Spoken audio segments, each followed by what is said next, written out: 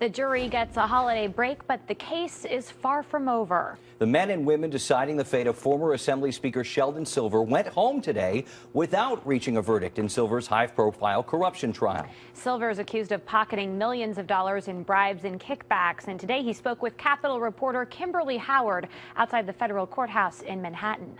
A tense morning here at the federal courthouse became increasingly more lighthearted as everyone involved in this case moved closer towards the Thanksgiving holiday, although still no verdicts. As the former Speaker of the Assembly, Sheldon Silver isn't one to mince words. But now that a jury is deliberating in his corruption trial, and it appears this jury is having some issues agreeing on his fate, the 71-year-old is noticeably more reserved. Your thoughts on the juror who is thinking of calling it quits, trying to call it quits? I have no thoughts. The jury will decide this case.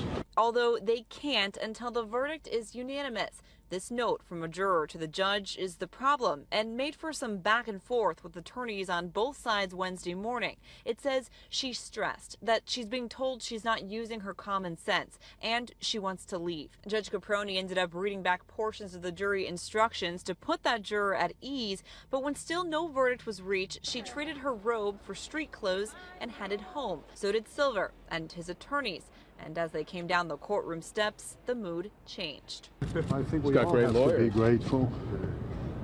You heard it. And beautiful weather.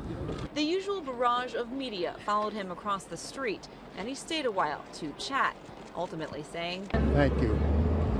Have a great Thanksgiving." Then, with a wink of his eye and a slight swing in his step, one of the most powerful men in politics gets a break from the courtroom, at least until deliberations pick back up Monday.